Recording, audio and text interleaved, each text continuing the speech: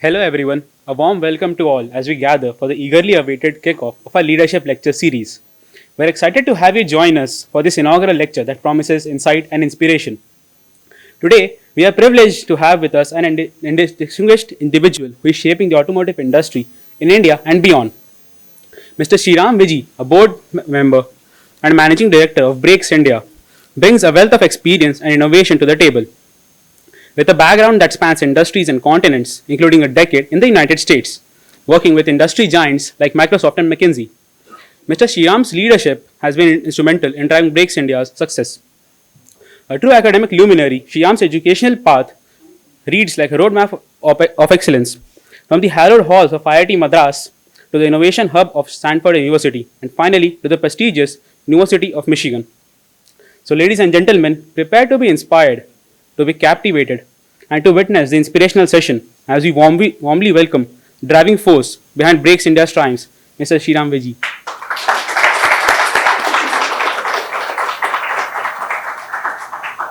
So first, good evening. Thank you all for being here. Friday evening, so I was just saying I'm glad some of you made it out. Some of you would have been having fun with your friends and doing other things, so thank you for making it out. So, how many of you first years, second years? All right. How many third and fourth years? All right, quite a few. Okay. So, as I start with, I think one of the big things that I always wondered when I was at IIT was, what's next, right? And for you first and second years, maybe not as big a question because you have a lot to figure out with IIT itself. But many of your third and fourth years are probably already thinking about what you're going to do post IIT, right? So just getting to that, right? How many of you know what you want to do going out of IIT? Hands up. 2, 3.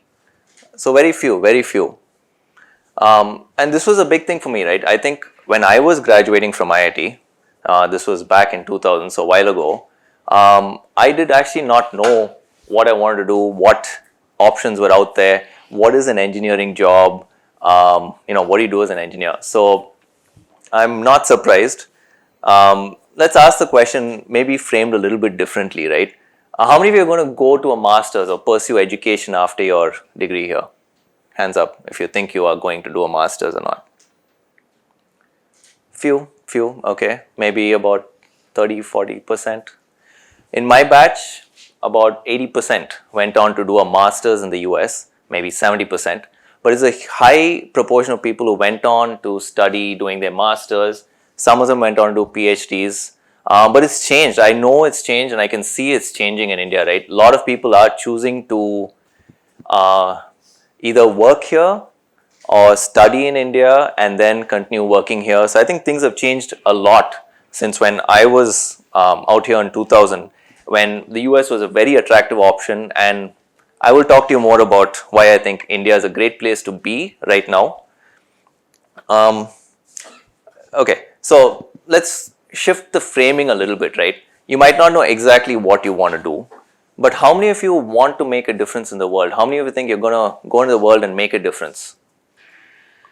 Big portion. I'm glad because there's no answer. If you say no, it's like a bad answer, right? So you have to say yes. Alright, so somebody brave want to say why you're going to go out and make a difference or how you're going to go out and make a difference? Anybody? Aha. How are you going to go out to the world and make a difference? Anybody? What do you think you want to do to make a difference in this world? Go ahead. I don't know exactly what I will be doing, but I have this in mind that whenever I will be working on anything I am doing, I will be generating a goodwill among myself only, so that people will be talking about me. Okay, this was a person has done something that not the most of the workforce that is doing right now has done. Okay, so something new and innovative. Yeah, and a goodwill kind of thing. Okay, people will know. Okay. Anybody else want to take a stab at how are you going to change the world? Because you all want to change the world. How are you going to do it? Anybody? Okay, one more brave soul. So, sir, I'm here for an MBA.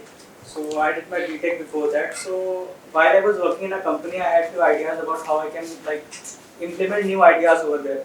So, Okay. I'll be doing a startup maybe, or maybe entrepreneurship kind of thing. Also, I'm from a very rural background. Okay. So, some ideas from there too. No, great. No, and this is something, right? I think we come out of college with passion, we come out of college with energy, we want to do something.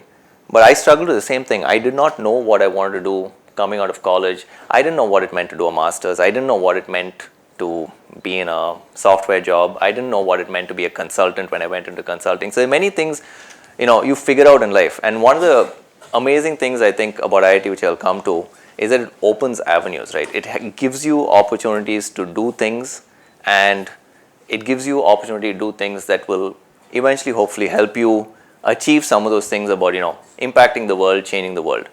One thing I'll also say, right, is that yes, you can go into any kind of job, but you think of all the people who have changed the world long term, right? If I say, think of anybody in the last 500 years who you think has made a significant impact on the world. Name some people. Mahatma Gandhi, then Steve Jobs, Einstein, Kofi Annan, Elon Musk. A little bit of recency bias, Steve Jobs, Elon Musk. One Einstein, one Gandhi. Anybody before 1900s? Newton, okay. Leonardo da Vinci. Sorry? Napoleon. Conqueror, yes. Very good. Aryabhat. Tesla, okay. Excellent. No. Very high proportion of scientists and engineers, sort of, right? You have Einsteins, you have Newtons. Yes, you have some political figures who have changed the world, right? And I don't think we'd be where we are without all the freedom fighters who have done so much for our country. But one thing I will point out is that, you think, who has really changed the world? Electricity, right? Things that have made the quality of life so much better, not for a set of people, but across the world, right? Whether it is Newton's laws, which we apply, Euclid, geometry, right? The application of geometry has just changed how we can do things, brought the entire field of engineering accessible. So I think Mr.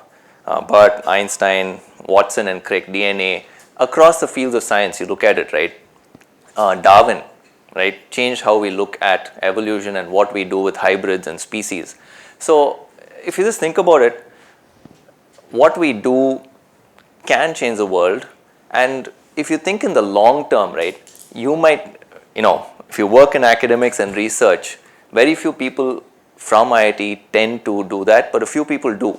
And there are real opportunities to change the world, whether you're doing academics and research, and you will probably change the world much more in the long term, or whether you do things like startups. And this is the thing, right? Now, I think there's a lot of incentive for people to think about startups. There's a lot of excitement about it. I'm so happy that IIT has actually created an ecosystem where people can, come up with ideas. CFI is there. You have so many resources. The IITM Research Park is there, which really supports many of the startups coming out of IIT. So all the way from scientific to the much more immediate startup ecosystem, IIT really supports. And I'm so happy to see how the institution has evolved to really cater to different needs of people, right? At the end of the day, we all come out thinking we want to make a difference. It could be as a banker or a consultant, yes, but it could be as a researcher, it could be as a founder of a startup, it could be as a politician or a change maker in that way, right? And I think what I really appreciate is that as an institution, it has evolved and catered to the needs to support people to become great critical thinkers and do many of the things they want to do. So I'll just reflect a little bit back to, I think thank you very much for that introduction. Just to go over quickly, I was IITM Aero from 96 to 2000. I was in JAM. And if I just reflect back on what I did at IIT, I am so thankful for the experience, right? It has really shaped who I am in many ways. But I'll talk to you about a few experiences I had at IIT. I was doing great in school, managed to get into IIT. I was ecstatic. I was so happy I got into IIT. I was not expecting to, but I did.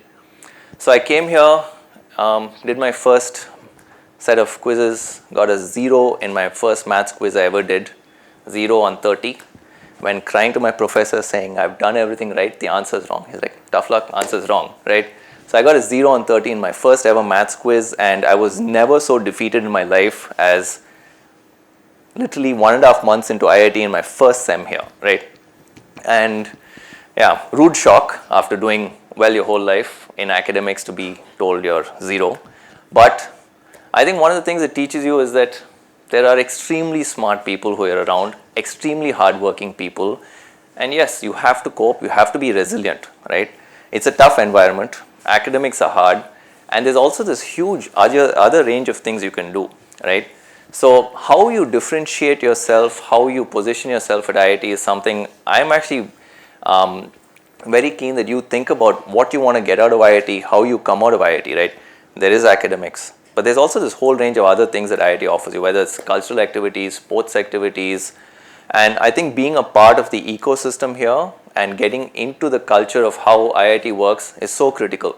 If you ask me the one thing I'm so happy about at IIT, hostel life and having wingmates, right?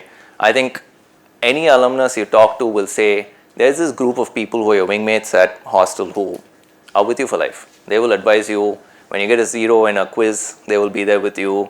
When you're holding the Schroeter trophy, they will be there with you. Whatever it is, right? So it's a great set of people. Don't underestimate how much the people around you can do for you, not just in the 4 years here, but in the many, many years afterwards. And it's a network. I think Professor Mahesh here talks, and Kaviraj, and let's talk about what IIT alumnus are doing across the country, across the world. It's just this fabulous network. You can reach out to IIT alums and they will be more favorably disposed to talk to you because you are also an IIT alum, right? So I think utilize your time and experiences in IIT on academics, yes, on sports, yes, on cultural activities, yes, but also build those networks, right? Make sure you know who the people around you are, who your wingmates are, become best friends with them because they will help you at any point in your life, right? The other thing I did learn while I was at IIT was how to play the guitar, right? I'm a very bad guitar player, but I learned how to play the guitar and I was on the hostel band for a bit. Now, the only reason I'm mentioning that is because while I thought that was the end of my guitar days, I also met my wife because we were on a camping trip and I happened to pick up a guitar and play it, and she was like, oh, what a cool guy, he can play the guitar, right? Little did she know that was the only one song I knew on the guitar, but anyway, that was quite lucky. So IIT has its uses in many ways. Yeah.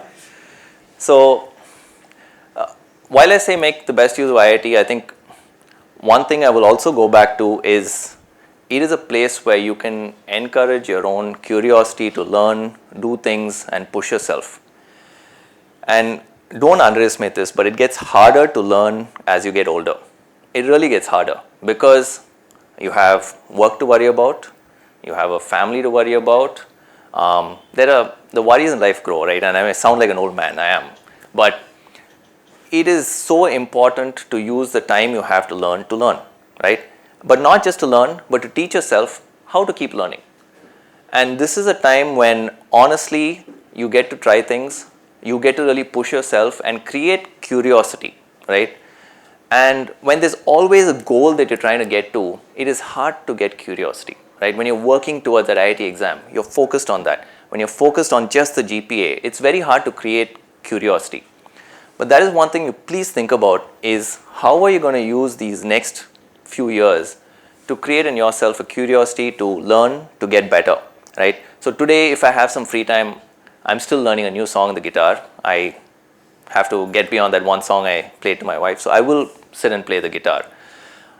I will still sit and do science experiments. For example, you take one of those electrol type tablets that fizzes in the water, right? Simple thing. I put in a glass of cold water and fizz much more slowly. So I was sitting timing how different a tablet will fizz in ice cold water versus in 35-degree water, right? Things like that. You will learn how to learn, you will become intellectually curious, and you will keep learning, right? So even today, if I have the opportunity, teach myself Python, I have ChatGPT to help me, but I do go and do that. I'm still sitting and writing a Sudoku solver in Python because now I can learn it from ChatGPT to help me code. I don't remember how to code very well, but I'm still learning that. So this is something that I would encourage all of you to think about, is using your experience to create curiosity and become a lifelong learner. And this is something many people will tell you. Don't underestimate it. So important in life. Okay, I'm going to switch gears now to the little bit of the talk that I promised, which is, about India. Now, I'm really happy and proud to be Indian in India right now, right? I will say I am biased. And there are many reasons, right? But I want to hear from you, what are some of the things that excite you about India as a country right now? What are some of the things? Growth. The biggest market. Biggest market. The people over here. What about the people over here? I mean, the culture they live in, how supportive they are. It's Tahir Shadam and rotis. No. About the culture, meaning? Explain. sure. So, I mean, the way Indian people are supportive even to a stranger, so that's what has set Okay. Okay. Social norms that we have, the supportive. Okay. Anything else? The people force you to be honest. Like, I mean, the people, People force you to be honest. yeah, with your work. Like, you can't just, you have to be really honest with your capabilities Okay. because of the competition. Okay. Okay. Because of the competition. Yes, it is a very competitive place. Chandrayaan 3, anyone proud of that? Yes, yes, more recent events, yes, but Chandrayaan 3. Yeah. No, I think there's a lot of reasons I'm extremely happy, right? Okay, I'll get into some of the boring things what I'm happy. UPI, right? You can go around and pay for anything with your phone, just scan it and pay it, right? During COVID, I don't know how many times I was saved by GPay and UPI, right? No other country is it so easy to just get digital payments, and now we're exporting UPI as a product. The most boring of them all, GST, right? How many of you like indirect taxes as a subject? No, but think about it. Our country has changed so much because of GST. GDP growth, somebody said growth, right? GDP growth has gone up because of GST, right? So we are structurally reforming the country to make it a easier place to do business, yes. But we are also at the same time innovating hugely. Chandrayaan 3, UPI, all these are examples of things where India has actually taken a relative lead in the world on how we're able to innovate, how we're able to do things. Talk about people. Demographics is a huge advantage in India, right? If you're ever in a leadership position, I think this is something to really think about. Many countries have aging populations. India has a very young, energetic, active population. And what does that really mean, right? I was giving Professor Mahesh an example. As a family group, we made an investment in a small company in Italy, right? And they manufacture parts. It's a relatively small company. And the CEO there was talking to me and saying, he's having trouble getting some tooling out in time. And I was like, why is that? So he has this big CNC machine for tooling. And he lost the CNC operator, right? He left the job. And he's been 2 months, he's not been able to find one person to come and work in his factory to run a CNC machine. And I was like, please tell me, get me a visa, I will send you 10 people tomorrow who can do this, right? And we have highly qualified technical people in India, and we have access to these people, right? In Europe, in Japan, in the US, there are much fewer people who are as technically qualified in India. Yes, we hear these stories about people who come out of Indian colleges are not employable, this thing, that thing. I don't buy that, right? We have great people who want to learn, who want to make a living, right? Who are willing to put in the hard work to do it. Yes, they are less employable when they first come out, but they really have the eagerness to learn, they have the eagerness to work. And I really think that's a huge advantage that we have, whether it's in software, whether it's in manufacturing. Many of the skills that you require to build an economy, I think India is in a very, very fortunate place to be. So I'm going to just talk a little bit about, my journey, the company that I'm, working at, and where we think we can go as a company and how it might apply to some of you, right? So the company I work in is called Brakes India, right? It's part of the TVS group that was there. It's a manufacturing company. We make brakes for cars, for trucks, for tractors, and we make iron castings. So all you metallurgy students out there, if you have any here, you can either go and run Google or you can come and work at a foundry, right? So basically, we started the company in 1962 as a family. It was a joint venture with a global braking manufacturer, right? So company has been around now 61 years, 62nd year starting. Old company, but it really feels like we're starting a completely new journey, right? So the company, we roughly 7,000 crores in revenue. We will make brakes for 1 and 2 tractors in India, 2 in every 3 cars in India will have our brakes on it, 3 in 4 trucks will have our brakes in it. But also we export iron castings in a significant way to Europe, right? So 1 in every 4 cars in Europe will have iron castings on their brakes from our company, right? So Volkswagen, Mercedes, BMW, they all use our products. A lot to North America as well, but Europe is a huge market for us. Almost 1,500 crores of exports to Europe. And this is the quality and the scale which we built over the years, right?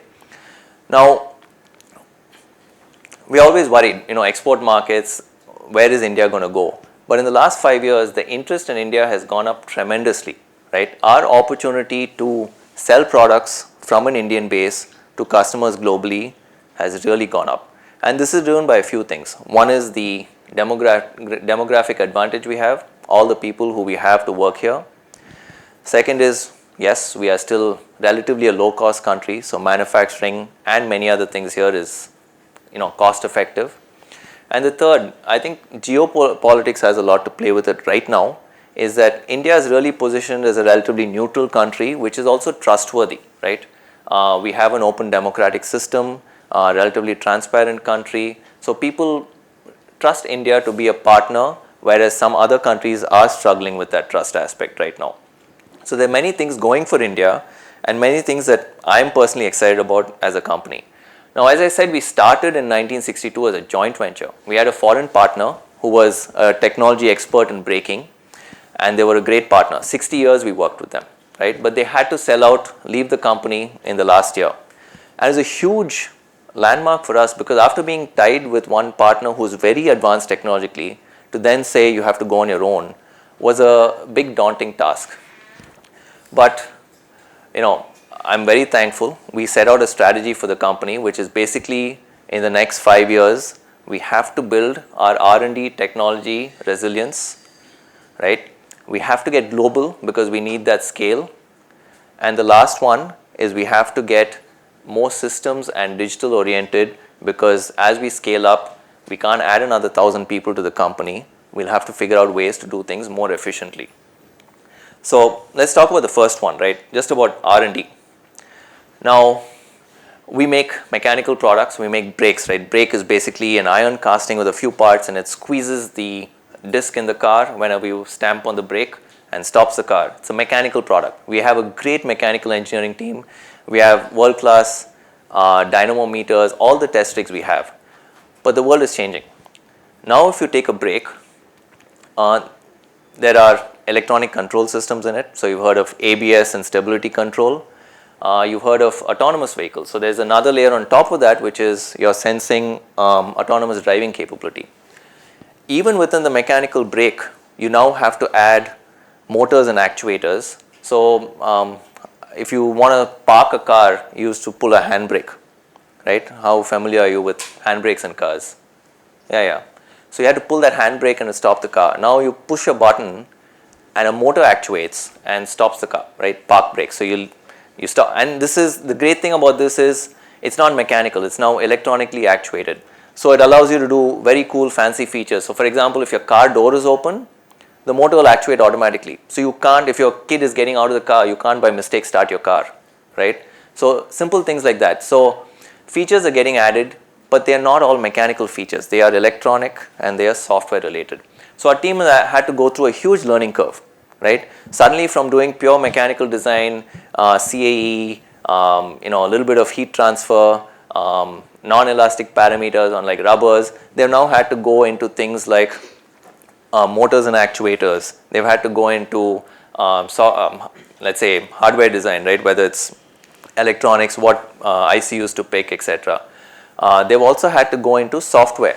Now software, we've had to hire teams in for this, but it's getting very easy to do this in India compared to what people are doing in international countries. We have great software engineers. Yes, we don't have as much on the embedded side, but people are willing to learn and train up. But there's a huge opportunity now for us to leap forward, because software electronics is becoming something that we can level the playing field with our cost structure in India. Yes, we have a way to go catching up with the global partners that we used to have or any of the global competitors. But I'm really excited that we have the opportunity to really build something with core R&D in India and compete on a global scale. So for us, if we are 50% market in India, we are 3% market share globally. So we have so much more to do, and the opportunity is really endless. So this is where the second aspect of our strategy comes in, which is how do we go global with our products with our base in India, right? So being a very, very cost competitive country, our manufacturing costs are one of the best in the world. But where we do run into issues is we need to be culturally sensitive to how they work in those countries. We need to have quality systems that match exactly with how they're used to getting it, maybe from a factory that is 50 kilometers away. We have to have perfect logistics, that is everything manufactured here, put in a container, shipped to their end, warehoused to their end, and delivered within an hour of when they need it, exactly like they would get from another supplier that is 50 kilometers away from them. So all that is added work, but still I think India has a huge potential to be a cost competitive manufacturing entity for the globe, and that's what we're working on. But everything is a challenge. Like I said, from cultural sensitivities to how do we set up legal entities there, how do we hire people in all these countries, every small step is a challenge. So in a 5-year roadmap, we already have now our entity in Germany established. We have our team in Japan set up and running. We're going to have a North American team in the next 1 year or so. So these are small steps we're taking. Hopefully in the 5-year time frame, we have really a core hub in India, but a global presence in terms of the customers we deal with. The last one I'm going to talk about is digitization and how that is going to help. Now, digitization is a word that a lot of people use. I'm sure many of you have heard of IoT, Industry 4.0, right? I still don't understand fully what that means. I've talked to many consultants and many experts, but it's still hard for us to exactly determine what Industry 4 IoT really gives us a benefit. But some of the things that will help us long term, right? I think automation, a lot of the cutting edge manufacturing technologies, whether it's vision systems, things like that. So even the manufacturing aspect of what we're doing is going more to software and technology than we used to be used to, right? We used to have papers at every machine, write down process parameters, all that is going digital. We used to have people inspecting every part after it's made, right? You'll have 30 checkpoints, the operator is turning it, looking at this, saying, is this okay, is this okay? Now you have a robot, basically 3 views of the part, goes into a vision system, is it okay or not? So while the West was forced to do this because of cost, we have the opportunity to do it because of quality and productivity, right? So we do it where we think it can add value to the product, whereas in the West they're doing this because they cannot afford to have people to do these things. So I think we have a huge leg up in terms of manufacturing, India being a manufacturing hub for the rest of the world. And that is what our company is looking at. So we were, at a certain point 5 years ago and very comfortable where we were. Then COVID hit, our joint venture partner left us at that point, and we came out of it really worried, right? Saying, look, our partners left us, we don't have access to technology, things are really difficult in COVID. But I would say 1.5 years post-COVID, I cannot be more excited about the opportunity we have and the team we built to start tackling that opportunity, right? And this is where I'm saying each one of you has so much opportunity looking at what we can do from India in the next 10 years, right? Whether it's manufacturing, whether it's electronics coming here, whether it's in software, there's just so many opportunities for each and every one of you to look at how you're going to change the world, right? I think that is really a tough question to answer for yourself, and you will have to figure it out as you go along. So again, just getting back to where I went, after IIT, studied some more, went to Microsoft, studied, did an MBA, went to consulting. I kept options open.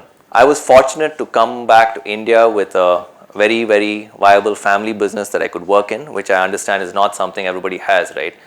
But I can still tell you, coming to India, even if I didn't have that, would have been one of the best decisions I could have made.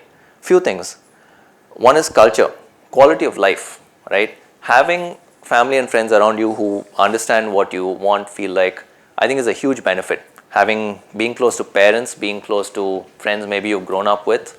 And I think that social structure in India is a big support system for us that we underestimate. And I could have lived my life in the US and I would have probably been happy there as well. But coming back, I do realize the value of having family and friends, my kids' grandparents close by, things like that have made a big difference. The second one I would say is really just the opportunity to make a difference is so much higher here, right? I know in the US, many of my friends who have done very cool things, but still struggle with the fact that they are in some position in a big organization in the US, whereas many of those who have come back to India, whether it's founders of startups that have even failed, right, are so happy taking the chance, the opportunity to do something bigger, right? People have come back and made huge differences, and I'm seeing that trend reversing of people who have gone to the US maybe in my batch or a few years down the line, who really do want to come back because India is pulling them with more and more opportunity. So I think good time for all of you to graduate because there are some great opportunities, whether you go abroad to study and work, whether you work in India, and everything from consulting, banking, to whether it's academics, whether it's startups that one of you or all of you may found at some point. I think there's so much each and every one of you can do. So wish you all the best in whatever you choose to do. I think there is always a support system with IIT and the IIT network, which I think all of you can rely on. So with that, I'll just open it up to any questions you may have about, my experiences or anything else you might have. Thank you. Hi sir, good evening. First of all, thank you so much for the topic. It was very insightful. I'm Rohan. I'm a fourth year physics undergrad. And sir, you mentioned that the fact that India is going to be a place which is certainly the manufacturing hub, and government is also pouring in a lot of money. But I think where sort of we are failing is to convert engineers, as you mentioned, quality and engineers, especially from IITs and these top institutions, to get into these sectors early on. They're sort of hesitant to get into these sectors. So, what should change in system maybe to get these people into these sectors? And second, if we ever want to get into this sort of a business, how do we go about convincing people who are technically more sound to come into our business? Yeah, no, great question. I was actually having this discussion with Professor earlier. We can't afford IIT graduates, right? At our company, we cannot afford an IIT graduate, right, when they come out of college. But where I do think the value add will happen is that many of you will do different things in your lives, right? You will go through IIM MBAs, you will go through consulting jobs, you will go through software jobs, things like that, right? And at some point in your career path, right, some of you will realize, I'm not where I want to be. So we do laterally hire some very good, smart people, and relatively more senior roles, right? So I think there's a huge opportunity for getting into slightly more senior roles or into lateral roles in some of the more traditional down-to-earth manufacturing companies down the line. Today, will they hire largely from IIT? It's hard. In my senior team who have been with us for almost 35 years, right, we have IIT graduates. We have many people from Anna universities. Today, I cannot afford an IIT graduate because the competition for jobs has gone up, and that's great for all of you, right? If I was able to afford an IIT graduate, something's wrong, right? So I think for all of you, it's great that the opportunities have grown so much that these kind of jobs are really not attractive today. But we do need some of this talent, and we'll bring it in at the right time in more senior roles, in your experiences, post other things that you've done. is where it comes in. There are some specialized roles where definitely there will be roles for IIT graduates in manufacturing jobs, whether it's in electronics, whether it's in software. I know some of them are hiring and there are great roles there, but some of the more traditional industries find it hard to place IIT graduates straight into their roles. I'll be honest, yeah. Hi Sriram, this is Gautam from Mechanical. I have two quick questions. One is, how do we as a country become known for technology rather than as a low cost manufacturing or a assembly location? And the other one is, as Breaks India, are you looking at other sectors other than automotive for these breaking out applications, especially sunrise sectors like renewables? Mm-hmm. Yeah, so how do we get recognized for technology? So that's a big area. So low cost manufacturing is something that we will have with us for the next 7-8 years, right? And I think it's not something we should underestimate. While we are known for it, we will ride that wave, right?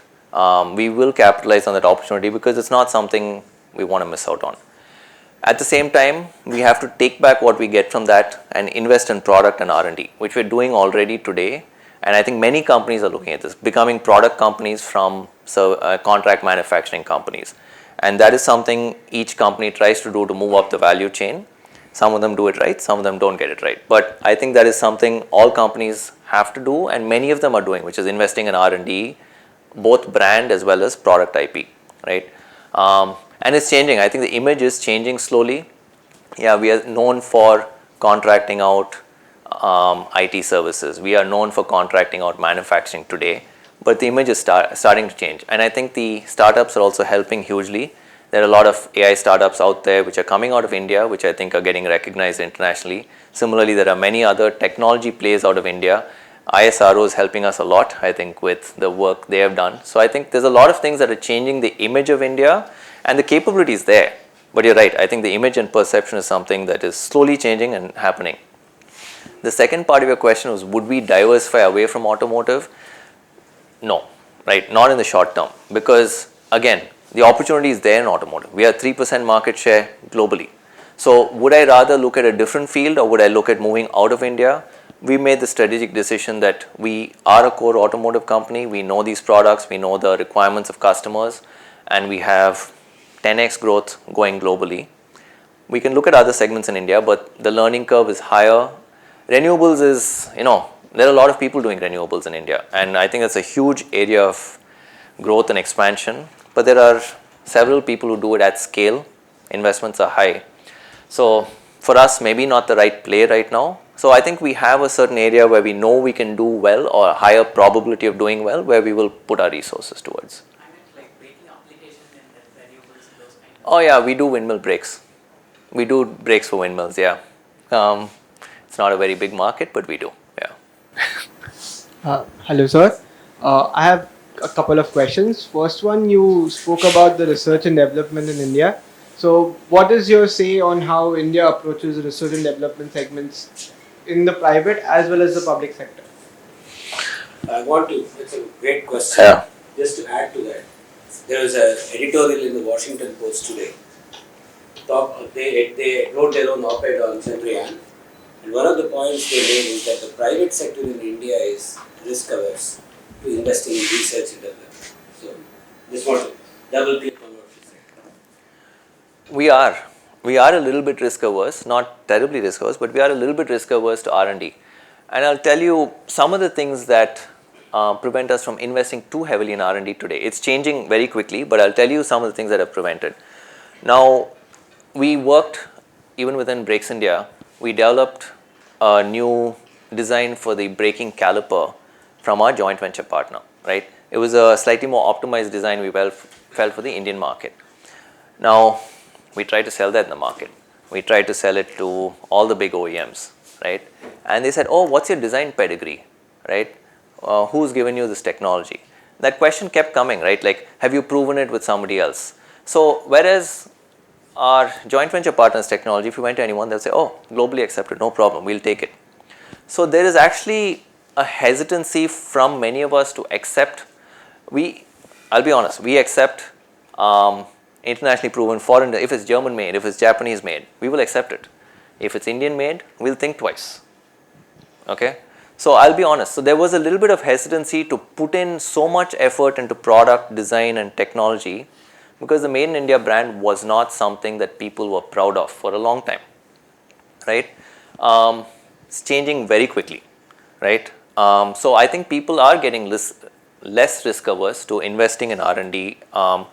So in the private sector, for example, we did a benchmark. So we said, oh, we invest a lot in R&D. We invest almost 2% of our revenues in R&D. But that's not a lot, right? If you go to the West, companies will announce proudly, oh, we invest 7% of our revenue on R&D. We invest 11% of our revenue on R&D. So we are nowhere near that global benchmark yet. So maybe we don't do enough. Maybe our resources are more also efficient, right? We need to spend less to get the same output in some cases, but we are spending less on R&D than some of those countries, right? Undoubtedly. So, and they've built IP, they've realized the value of technology. We can get some of that by imitation and copying for now, but at some point we will have to invent our own IP, and copying will not take us any further, right? So I think investments in R&D are already going up, and they have to support the level of growth that India wants to achieve. Answer one more question. You spoke about exports. So, like, if you want to go to the very basics, if you want to start exporting something right now from on campus or from some source or network which we have, what are the basic steps should we keep in mind, or how should we go on that process? If you can throw some light on that. To export something. Yeah. So. There's a lot of paperwork to export. I can put you in touch with some of our teammates. I will honestly not know personally what it takes to export something, but you need licenses to export. How do you think through the process of creating an export pathway? Oh, Yeah. okay. So, product or service, or what are you thinking about? There are two segments. It can be either broken down into a specific supplier of a small component, or it can be a entire component service which we are offering, not the product but the service, or a particular component. That's the two parts which I'm looking at. So how should we take that forward? And I have been interacting with a few people through my father, but the path seems a little unclear. How should we take it forward? Let's talk after this thing, right? Because there's some specifics there that I need to understand on whether it's, how it works in the market and things like that. So let's talk after the session, thank maybe. you, sir. Yeah.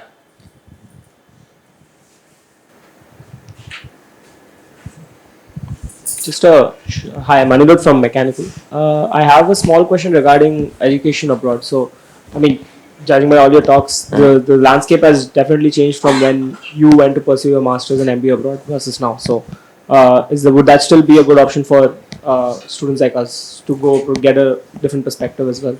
Yeah, I think it's always a viable perspective to go study abroad. I think colleges in the US are still very well reputed. Honestly, I would not give up the opportunities I had to go and study there. Thinking back, it's added so much to how I think about life.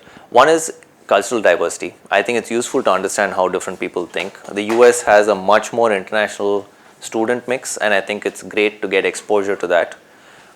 They have a very different way in which they approach education, learning, which I think is also useful to get exposed to. Again, there's a lot of pros to, I think, studying in a master's in the US. Yeah, it's 2 years of your life that you spend doing that. So is that worth what you want to get to is a question you have to ask, but I would not trade my learning experience for anything right now. I want to answer a question on this. So if you were to go back 25 years and if you were given an option to rewind the whole story, is there anything that you would do, not do additionally, do differently, like in terms of its schooling or the time at which you got into the business or any of those things, would you do differently? Tough question to rewind the clock back and replay your life, right? No, so this is, I think it's a very hard question to answer. Yes, I would have done some things differently, but if I knew what I knew at that point, I'll caveat it. I didn't know a whole lot throughout my life, right? And you never know what you don't know, right? Going into a job, I don't think anybody knows what they're getting into, right? I'm glad you guys have internship opportunities now. I think some of you do them, many of you do them, I don't know. But I think it is so hard coming out of an educational institution to know what a job is going to be, right? It is never what you expect. And so if I go back to the steps I took in my life, yes, I wish I'd actually come back to India earlier and worked in opportunities here. I think this is hugely satisfying to work in India, especially given my situation was hugely satisfying. But I think I wish I'd come back earlier in some ways. But I think it's a tough question to answer, Kaviraj. Honestly, especially if you want to say that things happen and you want to live your life without regret to some extent. You don't want to go back and say I could have done this better, I could have done that better, right? It's a hard thing to go and say. So no, I really find that one a hard one to answer. It's a very good question, but I just don't have a good answer for you on it. I wish I spent more time studying for my classes in IIT.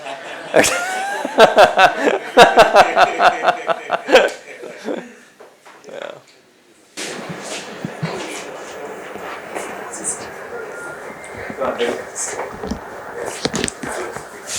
I now request Professor Mahesh, Dean ACR, and Mr. Kaviraj, CEO of Regional Advancement, to felicitate Mr. Sriram Viji.